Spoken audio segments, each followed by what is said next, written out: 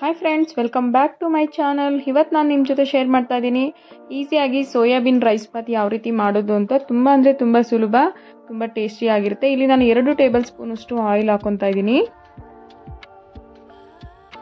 ಎಣ್ಣೆ ಕಾಯ್ದಿದೆ. ಇದಕ್ಕೆ 2 ರಿಂದ 3 ಏಲಕ್ಕಿ ಹಾಕೊತಾ ಇದ್ದೀನಿ.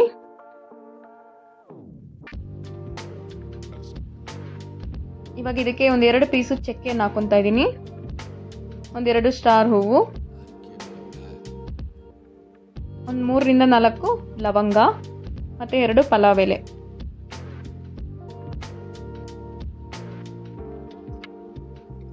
ಇದನ್ನ ಇವಾಗ ನಾನು ಒಂದು ಸ್ವಲ್ಪ ಬಾಡಿಸ್ಕೊಂತೀನಿ.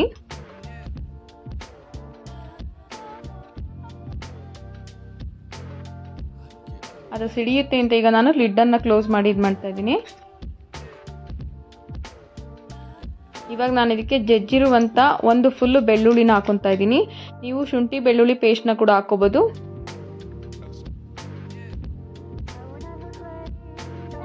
ಇವಾಗ ಇದನ್ನ ಹಸಿ ವಾಸನೆ ಹೋಗೋ ರೀತಿ 1-2 ರಿಂದ 3 ಸತಿ ಬಾಡಿಸ್ಕೊಂತೀನಿ. ಇವಾಗ ಇದಕ್ಕೆ ನಾನು ಒಣಶುಂಠಿ ಪೌಡರ್ 1 ಟೀ ಸ್ಪೂನ್ ಹಾಕೊತಾ ಇದ್ದೀನಿ. ಹಸಿ ಶುಂಠಿ ಕೂಡ ನೀವು ಜಜ್ಜಿ ಕೂಡ ಬಳಸಬಹುದು.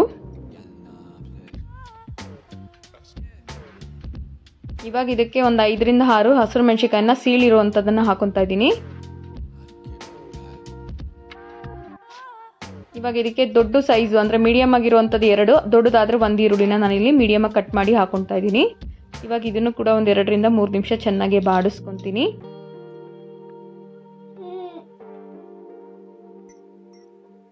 ಇಲ್ಲಿ ಕರ್ಬೇವಿನ ಸೊಪ್ಪು ಕೂಡ ಹಾಕೊತಾ ಇದ್ದೀನಿ.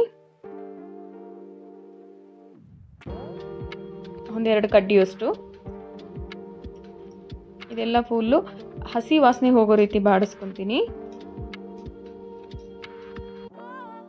ಇವಾಗ ನಾನು ಇದಕ್ಕೆ ಒಂದು ಮುಷ್ಟಿಯಷ್ಟು ಪುದೀನ ಸೊಪ್ಪನ್ನ ಕೈಯೆಲ್ಲ ಹಾಗೆ ಮುರಿದು ಹಾಕೊತಾ ಇದ್ದೀನಿ. ಇದು ಫ್ಲೇವರ್ ತುಂಬಾ ಚೆನ್ನಾಗಿ ಬರುತ್ತೆ ಮುರಿದು ಹಾಕೋದ್ರಿಂದ. ಇದನ್ನು ಕೂಡ 1-2-3 ಸತಿ ಬಾಡಿಸ್ಕೊಂತೇನೆ.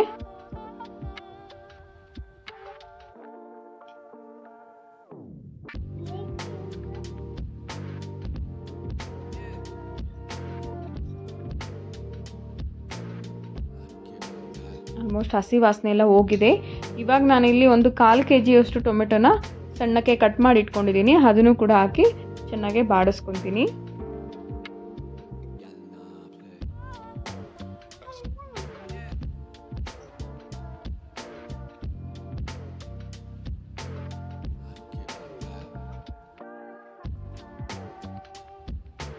ಟೊಮೆಟೊ ಚೆನ್ನಾಗಿ ಮೆತ್ತಗಾಗೋ ರೀತಿ ಚೆನ್ನಾಗಿ ಬಾಡಿಸ್ಕೊಬೇಕು.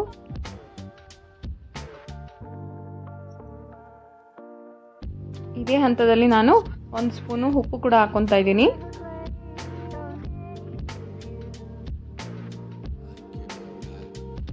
ಕಲ್ಲುಪ್ಪು ಹಾಕೋದ್ರಿಂದ ಬೇಗ ಸಾಫ್ಟ್ ಆಗುತ್ತೆ ಈರುಳ್ಳಿ ಟೊಮೆಟೊ ಎಲ್ಲ. ಇವಾಗ 1-2 ನಿಮಿಷ ಮುಚ್ಚಿ ಬೇಯಿಸ್ಕೊಂತೀನಿ.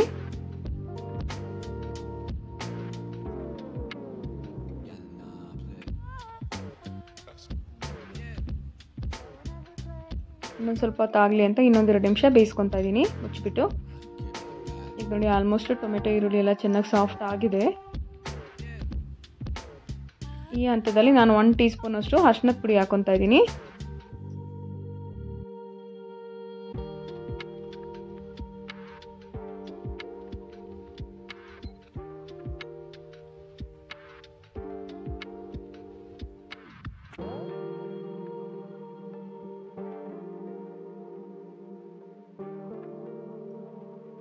ಇವಾಗ ನಾನು ಇದಕ್ಕೆ 1 ಬಟ್ಲಷ್ಟು ಗಟ್ಟಿ ಮೊಸರನ್ನ ಹಾಕೊತಾ ಇದ್ದೀನಿ. ಮೊಸರು ಹಾಕೋದ್ರಿಂದ ತುಂಬಾ ಟೇಸ್ಟ್ ಬರುತ್ತೆ.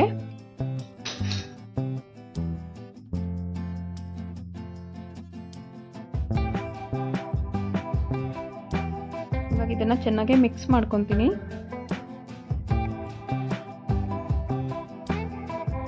ಮೊಸರು ಎಷ್ಟು ಹಾಕಿದ್ರೂ ತುಂಬಾ ಚೆನ್ನಾಗಾಗುತ್ತೆ ಇದಕ್ಕೆ. ಇವಾಗ ನಾನು ಬಿಸಿನೀರಲ್ಲಿ ನೆನೆಸಿ ವಾಶ್ ಮಾಡಿರುವಂಥ ಸೋಯಾಬೀನ್ ಹಾಕೊತಾ ಇದ್ದೀನಿ. ಇದನ್ನ ಹಾಗೆ ಉಂಡೆ ಹಾಕ್ತಾ ಇದ್ದೀನಿ. ನೀವು ಇದನ್ನ ಕಟ್ ಮಾಡಿ ಕೂಡ ಹಾಕೊಬಹುದು. ಇಲ್ಲಿ ನಾನು 50 ಗ್ರಾಮ್ ಅಷ್ಟು ಸೋಯಾ ತಗೊಂಡಿದ್ದೀನಿ.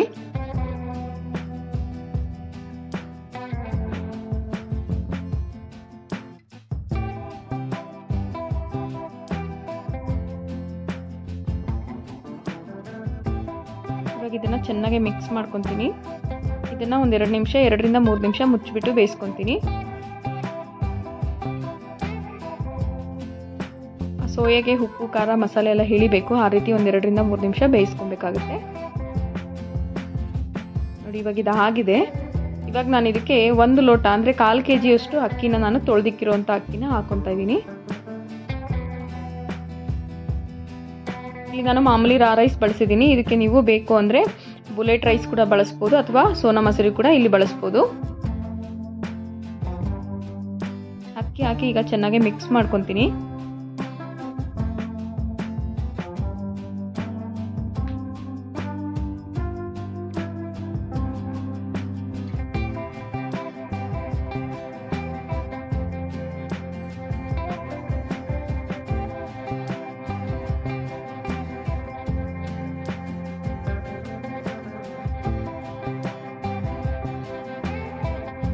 ಇವಾಗ ನಾನು ಇದಕ್ಕೆ 2 ಲೋಟ ಬಿಸಿನೀರನ್ನು ಹಾಕೊತಾ ಇದ್ದೀನಿ.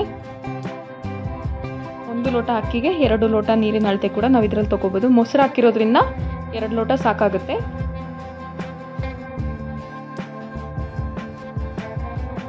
ಇವಾಗ ನಾನು ಇದನ್ನು ಮುಚ್ಚಿಬಿಟ್ಟು ಒಂದು 2ರಿಂದ 3 ನಿಮಿಷ ಸಣ್ಣ ಹುರಿಲೇ ಬೇಯಿಸ್ಕೊತೀನಿ.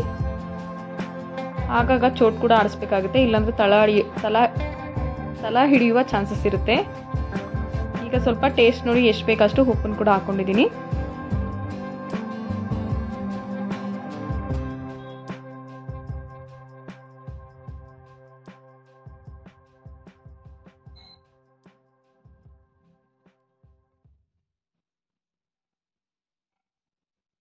ಈ ರೀತಿ ಸೆಂಟ್ರಲ್ಲಿ ಚೋಟ್ ಆಡಿಸೋದು ಒಳ್ಳೆಯದು. ಈಗ ನಾನು ಕುಕ್ಕರ್ ಲಿಡ್ನ ಕ್ಲೋಸ್ ಮಾಡ್ತಾ ಇದ್ದೀನಿ.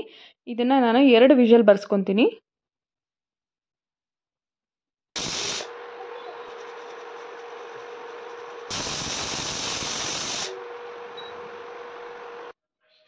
ಇವಾಗ ಕಂಪ್ಲೀಟಾಗಿ ಹಾರಿದೆ. ನೋಡಿ ಓಪನ್ ಮಾಡಿ ತೋರಿಸ್ತಾ ಇದ್ದೀನಿ ಎಷ್ಟು ಚೆನ್ನಾಗಾಗಿದೆ ಅನ್ನ ಉಡುಡಿಯಾಗಿ. ಮೊಸರು ಹಾಕೋದ್ರಿಂದ ಅನ್ನ ತುಂಬ ಉಡುಡಿಯಾಗಿ ತುಂಬ ಚೆನ್ನಾಗಿ ಬರುತ್ತೆ.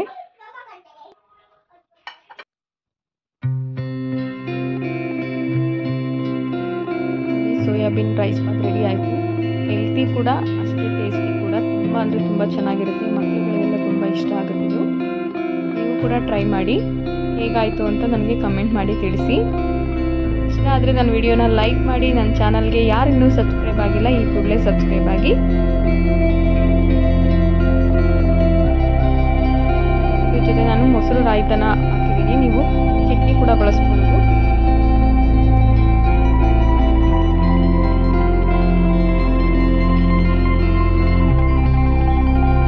ಸೋಯಾಬೀನ್ ಪಲಾವ್, ಸೋಯಾಬೀನ್ ರೈಸ್ ಬಾತು ರೆಡಿಯಾಗಿದೆ.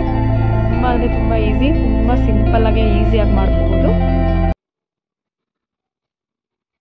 ಅಷ್ಟೇ ಟೇಸ್ಟಿಯಾಗಿರುತ್ತೆ ಕೂಡ.